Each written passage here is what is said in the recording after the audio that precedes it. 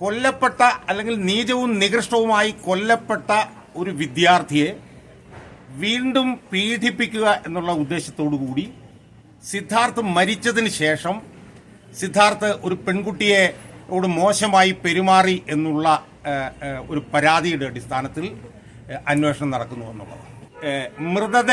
മൃതദേഹത്തെ ബലാത്സംഗം ചെയ്യുന്നു എന്ന് നമ്മൾ കേട്ടിട്ടുണ്ട്. നമ്മൾ ചില സിനിമകളിലൊക്കെ മോർച്ചറിയിൽ ചെന്ന് മാനസിക നില തെറ്റിയവർ മൃതദേഹങ്ങളെ ബലാത്സംഗം ചെയ്യുന്നു എന്ന് നമ്മൾ കേട്ടിട്ടുണ്ട്. അതാണ് ഇവിടെ ഈ SFI സംഘടനയുടെ നേതൃത്വത്തിൽ നടന്നിട്ടുള്ളത് എന്ന് മനസ്സിലാക്കാൻ നമുക്ക് കഴിയും. ആ സർവകലാശാലയിലെ സീനിയർ ആയിട്ടുള്ള പ്രൊഫസർമാരാണ് ഇതിന് കൂട്ടുനിൽക്കുന്നത് എന്നുള്ളതാണ്. അതുകൊണ്ട് തന്നെ ഇതൊരു കൊലക്കേസായി പരിഗണിക്കുകയും ഈ സീനിയർ ആയിട്ടുള്ള പ്രൊഫസർമാരെല്ലാം ഇതിനകത്ത് പ്രതികളായി വരികയും വേണം. ദയവ് ചെയ്ത് നിങ്ങൾ ഈ പിണറായി സർക്കാരിന്റെ അന്വേഷണത്തെ വിശ്വസിക്കരുത്. കാരണം പി ശശിയുടെയും പിണറായി വിജയന്റെയും അന്വേഷണത്തിൽ ഒരു പ്രതിയും രക്ഷപ്പെടാനും ശിക്ഷിക്കപ്പെടാനും പോകുന്നില്ല. കാരണം പി ശശി എന്ന് പറയുന്ന ആൾ തന്നെ സ്ത്രീ പീഡന കേസിൽ CPM-ൽ നിന്ന് പുറത്തുപോയ ആളാണ്. അയാൾ ഒരിക്കലും ഒരു സ്ത്രീ പീഡന കേസിൽ നീതിക്ക് വേണ്ടിയിട്ട് അയാൾ നിൽക്കില്ല. സിദ്ധാർത്ഥന്റെ ഈ വധക്കേസ് അട്ടിമറിക്കാനുള്ള വളരെ ചടുലമായിട്ടുള്ള ശ്രമങ്ങൾ CPM-ന്റെയും ഗവൺമെന്റിന്റെയും ഭാഗത്തു നിന്ന് നടക്കുകയാണ്. അതിലേറ്റവും പ്രധാനപ്പെട്ട ഒരു കാര്യമെന്ന് പറയുന്നത് വയനാട്ടിലെ മുൻ MLA ആയിരുന്ന CK ശശീന്ദ്രൻ അദ്ദേഹം ഈ DYSPയെ കാണുകയും അദ്ദേഹത്തെ ഭീഷണിപ്പെടുത്തുകയും ചെയ്തു എന്നുള്ള വാർത്തകൾ ഇതിനകം തന്നെ പുറത്തു വന്നിട്ടുണ്ട്. അത് മുൻ പ്രതിപക്ഷ നേതാവ് രമേശ് ചെന്നിത്തല ഇന്നലെ വളരെ വ്യക്തമായി പറഞ്ഞിട്ടുണ്ട്. ഇന്നിപ്പോൾ നമുക്കറിയാൻ കഴിയുന്നത് ഇതിൽ പ്രതികളായിട്ടുള്ള SFI വിദ്യാർത്ഥികളെ മജിസ്ട്രേറ്റിന് മുന്നിൽ ഹാജരാക്കാൻ കൊണ്ടുപോയപ്പോൾ CPM-ന്റെ ഒരു പ്രധാനപ്പെട്ട നേതാവ് മജിസ്ട്രേറ്റിന്റെ ഓഫീസിൽ വരെ കയറാൻ വേണ്ടിയിട്ട് ശ്രമിച്ചതായിട്ടുള്ള വാർത്ത ഇന്ന് വന്നിട്ടുണ്ട്. പല പ്രതികളെയും CPM-ന്റെ ഓഫീസിൽ നിന്നാണ് പിടിച്ചത് എന്നുള്ള വിവരവും ഇന്ന് പുറത്തു വന്നിട്ടുണ്ട്. അപ്പോൾ ഇതിന്റെയൊക്കെ പശ്ചാത്തലത്തിൽ ഇതൊരു റാഗിംഗ് കേസ് മാത്രമായി ഒതുക്കി ഇതിനകത്ത് പ്രതികളായിട്ടുള്ള കുറച്ച് വിദ്യാർത്ഥികളെ സസ്പെൻഡ് ചെയ്ത് ഇത് ഈ ഇലക്ഷന്റെ പശ്ചാത്തലത്തിൽ എങ്ങനെയെങ്കിലും ഒതുക്കി തീർക്കാൻ വേണ്ടിയിട്ടുള്ള വളരെ ഗൗരവതരമായിട്ടുള്ള ശ്രമങ്ങൾ ഇതിനകത്ത് നടന്നിരിക്കുകയാണ്. ഇതിലേറ്റവും പ്രധാനപ്പെട്ടതും ഏറ്റവും നീചവും ഏറ്റവും നിഷ്ഠൂരവുമായിട്ടുള്ള സംഭവം എന്താണെന്ന് ചോദിച്ചാൽ, കൊല്ലപ്പെട്ട അല്ലെങ്കിൽ നീചവും നികൃഷ്ടവുമായി കൊല്ലപ്പെട്ട ഒരു വിദ്യാർത്ഥിയെ വീണ്ടും പീഡിപ്പിക്കുക എന്നുള്ള ഉദ്ദേശത്തോടു കൂടി സിദ്ധാർത്ഥ് മരിച്ചതിന് ശേഷം സിദ്ധാർത്ഥ് ഒരു പെൺകുട്ടിയോട് മോശമായി പെരുമാറി എന്നുള്ള ഒരു പരാതിയുടെ അടിസ്ഥാനത്തിൽ അന്വേഷണം നടക്കുന്നു എന്നുള്ളത്. 18-ാം തീയതി സിദ്ധാർത്ഥ് മരിച്ചതിന് ശേഷമാണ് സിദ്ധാർത്ഥിനെതിരെ ഇതുമായി ബന്ധപ്പെട്ട് പരാതി കൊടുത്തത്. ഇത് ഏറ്റവും നീചവും ഏറ്റവും നികൃഷ്ടവുമാണ്. ഇത് യഥാർത്ഥത്തിൽ ഈ മൃതദേഹത്തെ ബലാത്സംഗം ചെയ്യുന്നു എന്ന് നമ്മൾ കേട്ടിട്ടുണ്ട്. നമ്മൾ ചില സിനിമകളിലൊക്കെ മോർച്ചറിയിൽ ചെന്ന് മാനസിക നില തെറ്റിയവർ മൃതദേഹങ്ങളെ ബലാത്സംഗം ചെയ്യുന്നു എന്ന് നമ്മൾ കേട്ടിട്ടുണ്ട്.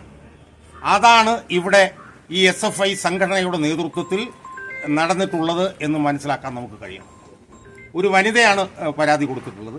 ഇത് SFIക്കാരുടെ എല്ലാ കോളേജുകളിലെയും പ്രധാനപ്പെട്ട പരിപാടിയാണ്. യൂണിവേഴ്സിറ്റി കോളേജിലൊക്കെ ആരെങ്കിലും എന്തെങ്കിലും വ്യത്യസ്ത സ്വരമുയർത്തിയാൽ അവരെ പീഡന കേസിൽ പിടിക്കാൻ വേണ്ടി വനിതകളായിട്ടുള്ള വിദ്യാർത്ഥികളെ ഒരുക്കി നിർത്തുന്നതിനെ കുറിച്ചിട്ട് നമ്മൾ കേട്ടിട്ടുണ്ട്. അതുപോലെ ഒരു വനിതയെ കൊണ്ട് സിദ്ധാർത്ഥ് മരിച്ചതിന് ശേഷം പോലും സിദ്ധാർത്ഥ് ഒരു പെൺകുട്ടിയെ പീഡിപ്പിച്ചു എന്നുള്ള പരാതി കൊടുത്തിരിക്കുന്നു.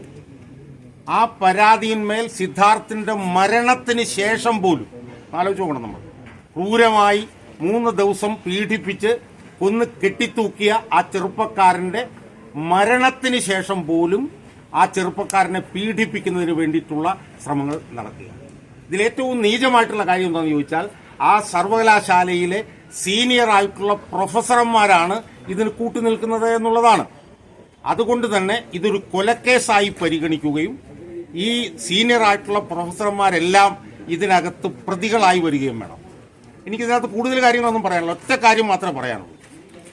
ഞാൻ ഈ മാതാപിതാക്കളോട് ഏറ്റവും കൂടുതൽ വിനയത്തോടുകൂടി ഞാൻ പറയുന്ന ഒരു കാര്യം, ദയവ് ചെയ്ത് നിങ്ങൾ ഈ പിണറായി സർക്കാരിന്റെ അന്വേഷണത്തെ വിശ്വസിക്കരുത്. കാരണം പി ശശിയുടെയും പിണറായി വിജയന്റെയും അന്വേഷണത്തിൽ ഒരു പ്രതിയും രക്ഷപ്പെടാനും ശിക്ഷിക്കപ്പെടാനും പോകുന്നില്ല. കാരണം പി ശശി എന്ന് പറയുന്ന ആൾ തന്നെ സ്ത്രീ പീഡന കേസിൽ CPM നിന്ന് പുറത്തുപോയ ആളാണ്. അയാൾ ഒരിക്കലും ഒരു സ്ത്രീ പീഡന കേസിൽ നീതിക്ക് വേണ്ടിയിട്ട് അയാൾ നിൽക്കില്ല. മുഖ്യമന്ത്രി പിണറായി വിജയനെ സംബന്ധിച്ച് പറയുകയാണെങ്കിൽ നമുക്കറിയാവുന്നതേ ഉള്ളൂ അയാൾക്കെതിരെ നടന്നുകൊണ്ടിരിക്കുന്ന കാര്യങ്ങൾ, അയാൾക്കെതിരെ പുറത്തു വന്നിട്ടുള്ള തെളിവുകൾ. അതുകൊണ്ട് അയാളുടെ ഒന്നും ഭാഗത്തു നിന്ന് ഒരു നീതിയും ഈ സിദ്ധാർത്ഥിന്റെ കുടുംബത്തിന് കിട്ടാൻ പോകുന്നില്ല.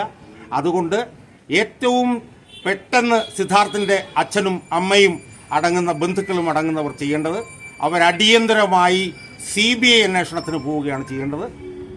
എൻ്റെ അഭിപ്രായത്തിൽ അവർ ഏറ്റവും പെട്ടെന്ന് CBI അന്വേഷണത്തിന് പോകണം. അതോടൊപ്പം തന്നെ അവർ കോടതി നിരീക്ഷണത്തിൽ അന്വേഷണം ആവശ്യപ്പെടണം. കോടതിയിൽ വലിയ മാറ്റങ്ങൾ ഇപ്പോൾ സംഭവിച്ചിട്ടുണ്ട്. ഇപ്പോൾ TP ചന്ദ്രശേഖരൻ വധക്കേസിലൊക്കെ തന്നെ അതിശക്തമായിട്ടുള്ള നിലപാടുകളുമായിട്ടാണ് കോടതി വന്നിരിക്കുന്നത്. ആ കോടതിയുടെ ശ്രദ്ധയിൽ ഏറ്റവും പെട്ടെന്ന് ഇത് കൊണ്ടുവരണം.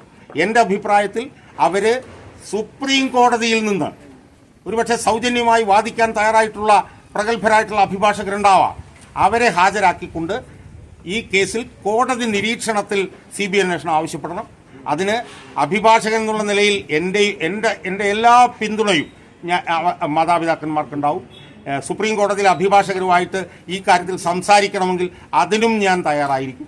ഞാൻ ഉറച്ചു വിശ്വസിക്കുന്നത് സുപ്രീം കോടതിയിലെ പ്രഗത്ഭരായിട്ടുള്ള അഭിഭാഷകർ സൗജന്യമായി പ്രോ ബോണോ എന്നാണ് പറയുന്നത്, സൗജന്യമായി അവർ അന്വേഷിക്കാൻ തയ്യാറാവും. അതുകൊണ്ട് ആ അന്വേഷണം എത്രയും പെട്ടെന്ന് ഏറ്റെടുത്ത് നടത്തണം എന്നാണ് എനിക്ക് അത് സംബന്ധിച്ച് പറയാൻ.